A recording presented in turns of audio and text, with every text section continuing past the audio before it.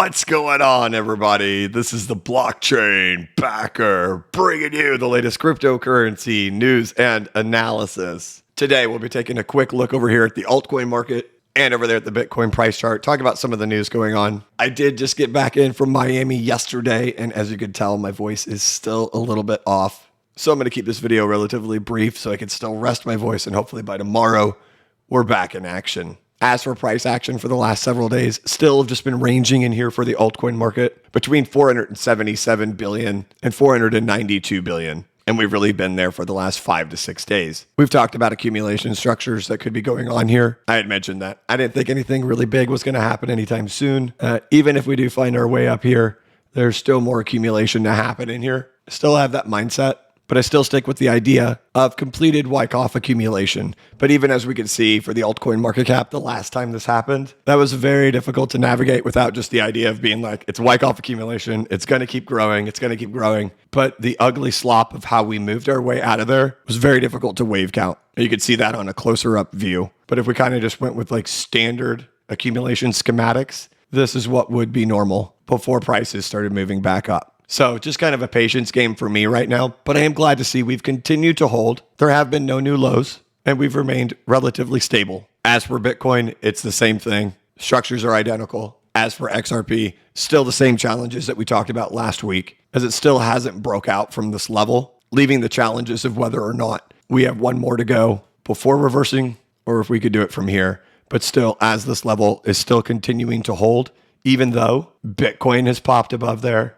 Litecoin has popped above there, and the altcoin market cap has popped above there. Still, XRP refuses to do it. So still waiting on an answer out of XRP to give a clearer picture. Man, I can't talk. I'm trying my hardest here.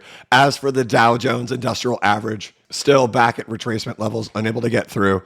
The most interesting thing out of everything that has happened out there in regards to the retrace in the Dow Jones and the lackluster action out there in the cryptocurrency market has been this massive turnaround for the DXY, or the US dollar currency index. When you zoom out on it to see how big of a move this has been, we have been parabolic for the last year and a half, and an unquestionable reversal happening here in the DXY. Look at it on the weekly time frame, unquestionable of how parabolic this was, and that was a trend change. And to kind of get an idea of how big of a move that has been, look to the last two. This is when we had the 2017 bull run in the cryptocurrency market and in the altcoin market, not just Bitcoin, but the altcoin market as well, to get an idea of how big of a move this was back in here compared to current times right now. That's a substantial amount. Look at 2020 and 2021. Same thing, substantial amount of that move, yet we've had nothing happen in the cryptocurrency market. So to say that it's been a reversal is an understatement. It certainly is. It's getting very close to how big these past moves were. But an element we've always seen for big movements in the altcoin market has been the fall of the DXY. So we do at least have that element happening out there right now. Question is, how long will this accumulation schematic hold out? And will there be more contagion that comes into the market like we had earlier this year, where there was still one more leg? That makes the challenge hard right now, because we have seen that contagion can come in and cause more action. But at the same time, if you're just a chart person like I am, you sit there and you say, man, that looks like Wyckoff. That's how we've done it before. That's how the bottom came in. And it came with extreme fear. This was C19 that caused that final moment. And what happened as we worked our way back up, the market certainly thought we were going lower from here this whole time. So while I was gone for 5 days in Miami, prices pretty much continued ranging that whole time and still are sitting pretty much at the same prices as when I left. And that's what I've had my thought process as, is that this is just a giant range. And we see that happening as there's no like grinding. These are all like just big pops, big drops, big moves happening. All these things happen in a range. So we're not seeing trending happening in the market yet. We're still just seeing ranging happening. And so you come on here 5 days later and you say, hey, we're still just ranging. It's almost like saying a whole lot of nothing. But that's just the context of where we've been at. And that's really what my expectations have been, is that we are in a ranging context. And while ranges by default are chaotic, if I had to make my complete best guess on how the range would play out, it would be that there's still another move and then we still have to come back down before we can make our way back up. You could see that wasn't the case during the Wyckoff accumulation back in 2020. When the spring had already happened, we didn't come back down. It just kept grinding its way back up. But I do a lot of these things to try to keep my mind and my expectations in check, especially when I come onto a YouTube channel all the time. Really just trying to keep myself in check here. That this is what typically happens in these scenarios. When we had fallen back down in here, if you remember, we were saying, hey, look, we're in here. There's this area down in here. Will it quickly reverse out of here or fall down and then quickly reverse out to finalize an ABC? None of this stuff had been, we're going to break out and go to the moon. It's trying to navigate, how do we play this range in here?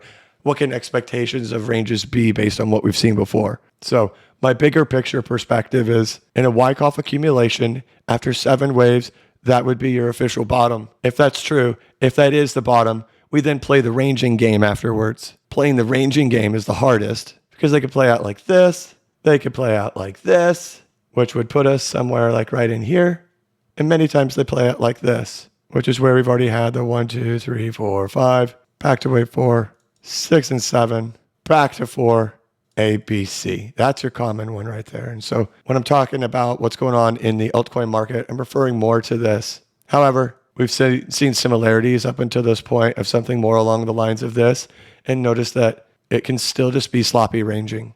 Even though that could be the bottom, all the ranging in here can be long and drawn out and ugly. So in order for me to start getting excited about range breaks, I'll tell you the things that I'll be looking for. 1, a convincing break above this level for the altcoin market, about $515 billion. If we get a convincing break above $515 billion, I'll start getting really excited to be like, hey, look, it seems like the Wyckoff accumulation may be complete and we may be ready to get going big time. Otherwise, the next thing I'm waiting for is for some type of ABC correction to start to emerge in here. Whether that's going to start from here or start from higher, then that's when I can start being like, hey, I'm getting really excited that we could get a really big break. But if you notice in this time period, my mindset is simply ranging.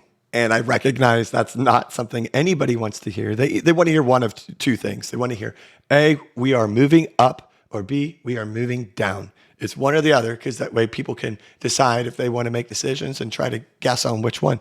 The one nobody ever wants is sideways, because nobody wins in a sideways environment. People who are long don't win, people who are short don't win, and especially people who are margin trading don't win because they're going to get their money wiped out because of borrowing costs. So going sideways is the worst. But I recognize the big giant range happening in here, and typically the way ranges end is not from right here.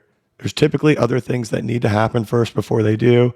And one that's either getting some type of ABC correction to come out of here, or at least moving back to the top of the range and then ABC correcting from there. But usually we do see more action happen and more range boundaries get tested on each side before a break from the range does end up happening. And so unfortunately, we're just kind of in that waiting time right now. But the bigger picture perspective would say that would be the bottom. When we're just looking at charts, is contagion going to show up? We're going to find out. But when just looking at charts, that's your bottom. So we'll keep this relatively short because I don't want to torture you with my voice. I don't want to torture my voice. But we're just talking about ranging price action to continue.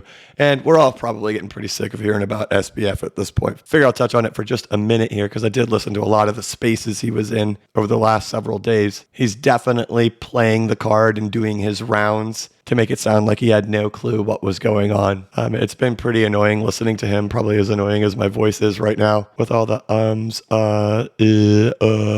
as far as my recollection, I don't really know. So he's definitely trying to portray a message that he had no idea what was going on. And now here we are several days after Maxine Waters said that he will be coming to speak with the House Committee on Financial Services. He has responded yesterday saying, once I finished learning and reviewing what happened, I would feel like it was my duty to appear before the committee and explain. I'm not sure that will happen by the 13th, but when it does, I will testify. Again, reiterating the message of, I don't really know what happened. And as John Deaton explains, and as many speculate, although it is speculation for now, it makes perfect sense. It also corroborates that SBF's apology tour is 100% intended to control the narrative, admit criminal negligence, and deny specific intent at all costs. He's trying to minimize prison time, nothing else. Brian Armstrong, the CEO of Coinbase, went to town on SBF here on Twitter 2 days ago saying, I don't care how messy your accounting is or how rich you are. You're definitely going to notice if you find an extra $8 billion to spend.